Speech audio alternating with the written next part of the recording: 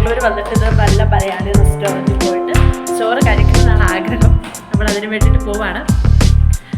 ഇനി ഉച്ചയ്ക്ക് സമയം ഇപ്പോൾ 1:30 നമ്മൾ സാധാരണ കഴിക്കുന്ന ബെസ്റ്റ് ഫുഡുണ്ട്. എല്ലാവരും നമ്മൾ അവിടെ നിന്ന് കഴിക്കുന്നില്ല. സൺഡേ ഹോളിഡേ എന്നല്ലേ പറയുന്നത്.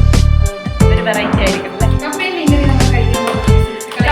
കപ്പ ഉണ്ടെങ്കിൽ കഴിക്കുള്ളൂ കേട്ടോ. എൻ്റെ ദൈവത്തിനറിയാം എന്നെ കഴിക്കുമെന്ന്.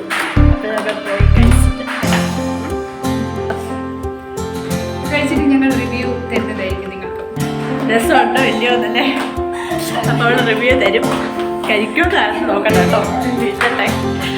അപ്പം നമ്മൾ പുറത്തെത്തി കേട്ടോ. പുറത്തെത്തി വേറെ കുറേ ആൾക്കാരൊക്കെ ഉണ്ട്.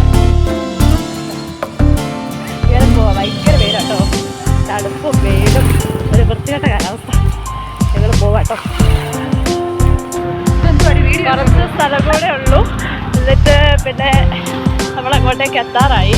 ഇവിടെ ഇടയ്ക്ക് ലക്കുശുമ്പ് ഞാൻ വീഡിയോ എടുക്കുന്നോട് എന്താ പറയത്തിന് അവള് ഫേമസ് ആയി പോകുന്നല്ലോ എന്നുള്ള ഒരു പേടി. കുടുങ്ങുന്നതാണ്. വേലത്ത് ഫോണിൻ്റെ ക്യാമറ പോലും കാണുന്നില്ല.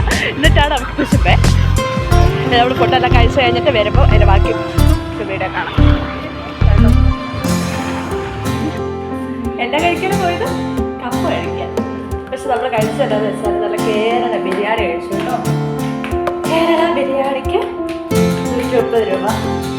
അവിടുത്തെ അതേ ടേസ്റ്റും ക്വാളിറ്റിയും ഒക്കെ ഉള്ള നല്ല ബിരിയാണി. നിങ്ങൾ ട്രൈ ചെയ്യാൻ മറക്കരുത്. അതായത് ബാംഗ്ലൂർ വരുന്നവർക്ക് ഗ്രീൻലാൻഡ് അല്ലേ, ഗ്രീൻലാൻഡ് എന്ന് പറഞ്ഞത് ഒരു ഹോട്ടലാണ്. അവിടുന്ന് കഴിക്കാം. നല്ല കേരള സ്റ്റൈലിലുള്ള എല്ലാ ഫുഡും ഉണ്ട്. നല്ലതാണ് കേട്ടോ. ട്രൈ ചെയ്യാം. ഞങ്ങൾ ഇനി പോയി കിടന്ന് നാളെ എക്സാം ഉണ്ട്. എല്ലാവരും എന്ത് ചെയ്യും?